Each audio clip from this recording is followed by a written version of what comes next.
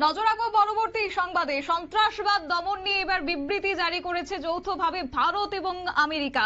সেই সঙ্গে বিবৃতিতে একতরফা এবং বিভ্রান্তিকর বলে উল্লেখ করেছে অন্যদিকে পাকিস্তান। এবং সেই সঙ্গে আজকে এই যে মোদি মার্কিন সফরে রয়েছেন এবং মোদি ট্রাম্পের এই বিবৃতিকে কেন্দ্র করে কূটনৈতিক নিয়মের পরিপন্থী বলে দাবি করছেন অন্যদিকে ইসলামাবাদের পক্ষ থেকে। যাবো বিস্তারিত, আমাদের সঙ্গে রয়েছে প্রতিনিধি সুমন্ত ব্যানার্জি। সুমন্ত, কি বলবে?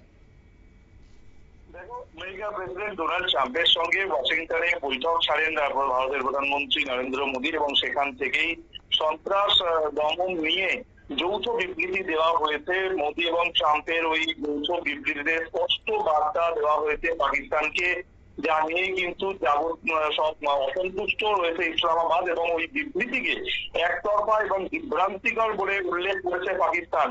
দেখো, মোদী ট্রাম্পের বিবৃতিতে যেটা বলা হয়েছে মূলত তা হলো যে সন্ত্রাসবাদ দমনের জন্য চেষ্টা করতে হবে পাকিস্তানকে, তাদের মাটি ব্যবহার করে যাতে সীমান্তে সন্ত্রাসবাদী হামলা কেউ চালাতে না পারে পাকিস্তানকে তা নিশ্চিত করতে হবে।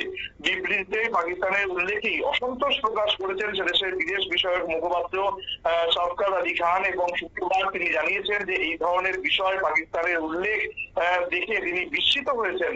পাকিস্তান যে আত্মত্যাগ করেছে তাকে গুরুত্ব দেওয়া হচ্ছে না এবং সরকারের দাবি যে মোদী ট্রাম্পের বিবৃতি একতরফা এবং বিভ্রান্তিকর, এই ধরনের মন্তব্য কূটনৈতিক নিয়মের পরিপন্থী বলেও দাবি করেছেন তিনি। দেখো, সন্ত্রাসবাদকে মদদ দেওয়ার অভিযোগে পাকিস্তানের বিরুদ্ধে আগেও একাধিকবার সরব হয়েছে ভারত। ট্রাম্পের সঙ্গে মোদীর এই যে বৈঠক, সেই বৈঠকের পরেই যে যৌথ বিবৃতি, সেই যৌথ বিবৃতিতে পাকিস্তান থেকে সন্ত্রাসবাদী কার্যকলাপ বন্ধ করার কথা বলা হয়েছে এবং সেই বৈঠকের পরেই কিন্তু আমরা জানি যে 26/11 যে মুম্বাই হামলার অন্যতম চক্রী তাহাউর রানা, সেই তাহাউর রানাকে ভারতের হাতে তুলে দেওয়ার সিদ্ধান্ত জানান ট্রাম্প। বলেন যে বিশ্বের অন্যতম শত্রু যিনি 2008 সালে মুম্বাই হামলায় জড়িত, তাকে বিচারের সম্মুখীন হওয়ার জন্য ভারতে পাঠানোর সিদ্ধান্ত নেওয়া হয়েছে। তাহাউর বা পাক বংশোদ্ভূত কানাডার নাগরিক এবং বর্তমানে ক্যালিফোর্নিয়ার জেলে তিনি বন্দী। কিছুদিন আগেই তাকে ভারতে প্রত্যর্পণের সায় দিয়েছিল আমেরিকার আদালত। তাহাউর সম্পর্কে ট্রাম্পের যে সিদ্ধান্ত তা ঘোষণার পরেই সন্ত্রাসবাদ নিয়ে পাকিস্তানকে বার্তা দেয় দুই দেশ, যা নিয়েই অসন্তোষ প্রকাশ করে ইসলামাবাদ। দেখো, এই যে ইসলামাবাদের অসন্তোষ প্রকাশ, তা হয়তো ভারত এবং আমেরিকা যৌথ বিবৃতি জারি করার পরেই হয়তো দেখিয়েছে, কিন্তু পাকিস্তানকে নিয়ে যে মোটের ওপর অনেক বেশি ক্ষুব্ধ তাদের দেশে যে পরিমাণে এই সন্ত্রাসবাদকে যেভাবে বলার হিন্দিতে যাকে বলা হয় বাড়াওয়া দেওয়া হয়, সেই বাড়াওয়া দেওয়ার জন্যই কিন্তু আজকে বলা যেতে পারে যে মোদী এবং ট্রাম্পের যে যৌথ বিবৃতি তা নিঃসন্দেহে পাকিস্তানের কাছে খারাপ লাগারই কথা। কিন্তু পাকিস্তান যে কাজগুলো করেছে অতীতেও, সেই বিষয়টি কিন্তু গোটা বিশ্ব কখনো ভুলতে পারবে না।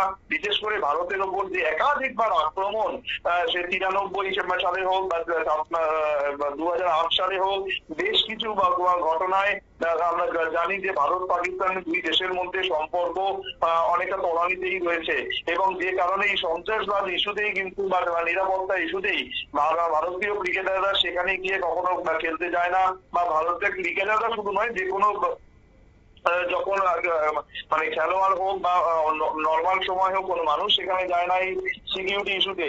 রিসেন্ট টাইমসে সেখানে বা হয়তো গেছিলেন বা বিদেশ মন্ত্রী, কিন্তু সেখানেও কিন্তু সেটা একটা আন্তর্জাতিক একটা সম্মেলন, যেখানে কিন্তু মানে পাকিস্তানকে মোটের ওপর এড়িয়ে গেছিলেন তিনি।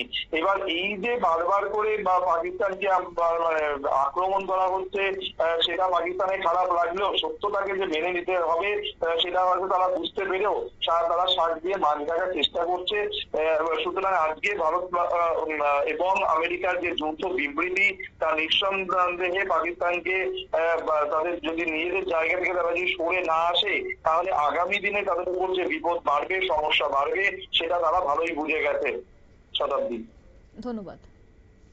অর্থাৎ ডোনাল্ড ট্রাম্প কার্যত হোয়াইট হাউসে বসার পরে কিন্তু প্রথমবারের মতো সফর প্রধানমন্ত্রী নরেন্দ্র মোদীর মার্কিন সফর, এবং সেই সফর থেকে কার্যত ভারত এবং আমেরিকা যৌথভাবে পাকিস্তানকে কড়া বিবৃতি দিয়েছে সন্ত্রাসবাদ দমনে। কিন্তু সেই জায়গা থেকে এই সন্ত্রাসবাদ দমনের যে যৌথভাবে ভারত আমেরিকার বিবৃতি, সেই বিষয়টিকেই কার্যত বিঁধেছে পাকিস্তান।